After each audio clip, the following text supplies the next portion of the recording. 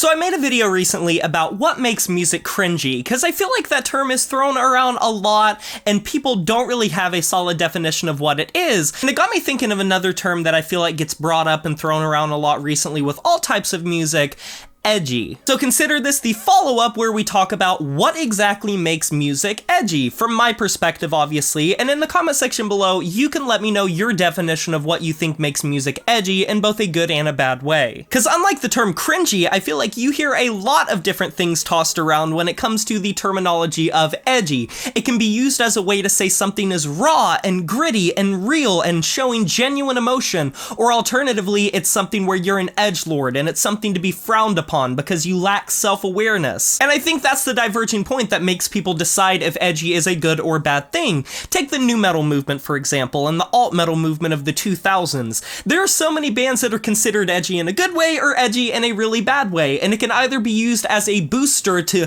make the music seem more appealing to certain people and demographics, or it's alternatively an insult that is meant to sort of detract from listening to something. You've seen it thrown around to bands like Linkin Park or bands like Slipknot being called edgy, but then you also hear a project like System of a Down called edgy, but it's in more of a way of like, oh, this is raw and on the edge, it is primordial. And that just comes down to edgy having different sort of definitions. On one hand, you have edgy in the sense of, ooh, you're on the fringe, you're testing the limits of what you're able to say or do, and so you're worthy of praise because you're testing those boundaries and you're doing something that is maybe pushing the conventions and pushing the envelope of what can be considered normal or not, and you're testing the status quo. Or alternatively, edgy is like you have main character syndrome, you talk like an anime villain or an anime protagonist and no one can take you seriously because you have an inflated sense of self-importance. And that's where projects like Falling in Reverse get called edgy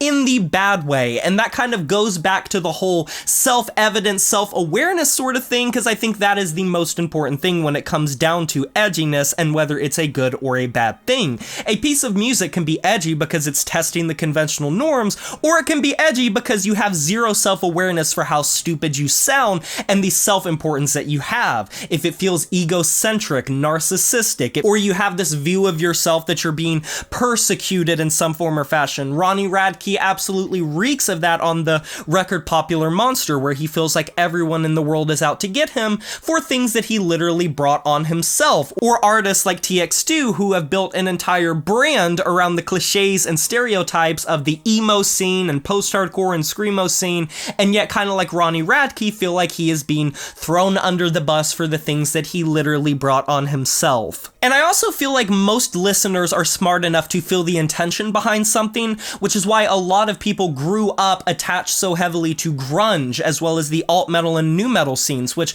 that was my era. I love nu metal and I love alt metal, and I think a big reason for that is a lot of those artists were genuinely tortured and growing up in a very disenfranchised sort of time where their mental health was being tested. They were being met with the rise of a new millennium, and the culture war was very all over the place. There was a lot of political discourse, obviously not as much political discourse as there is now, but it was very much a troubling time for a lot of youth in that period, and so it was reflected in how isolated a lot of the music came across as. And the rebellion of projects like Limp Bizkit and the counterculture of projects like Korn, who were very experimental at the time, the sheer angst and rage of Slipknot, the hyper-politicism and extremism of what System of a Down and Rage Against the Machine would fight for, or the general raw angst that Linkin Park put into their music, it connected with a lot of people because it felt genuine. It felt like it was coming from a genuine place. And whereas when you feel like something is just padding for a response and it's not necessarily coming from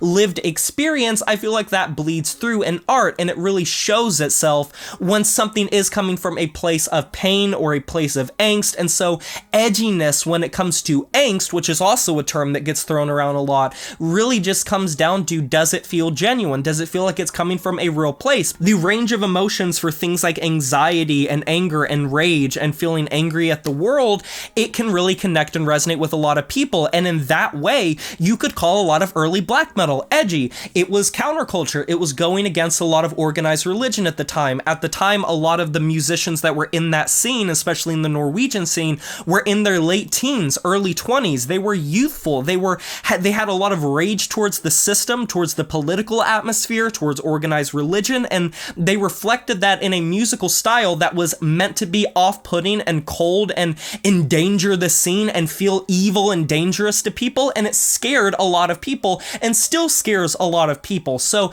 black metal being edgy isn't used as an insult, it's used as a good thing, in the same way that a lot of early death metal and brutal death metal, with their grotesque, obscene album covers and their shocking lyricism that was full of necrophiliacs and pedophilia and bestiality and weird fucking things and killing people and Z-list horror stuff, made to sort of pad out this reaction and make you feel shocked, because that is what the culture was built on, even if these people didn't actually mean what they were singing about. So edginess, when it comes to self-awareness versus trying to do something genuine, I feel like most of the time people can very clearly tell what exactly the difference is between that. But I want to know what your guys' opinions are of this topic. Do you think that music is too edgy nowadays, or what do you define as being too edgy? You can let me know down in the comment section below your opinions of this topic and the terminology. Agree or disagree, there is no wrong answer. I can't wait to hear your opinions down in the comment section below. Be sure to like this video if you enjoyed it, subscribe to join the review family today, and smash that notification bell to be notified of my future uploads. You know who it is, my name is Jay Morris, and I'm signing off saying farewell.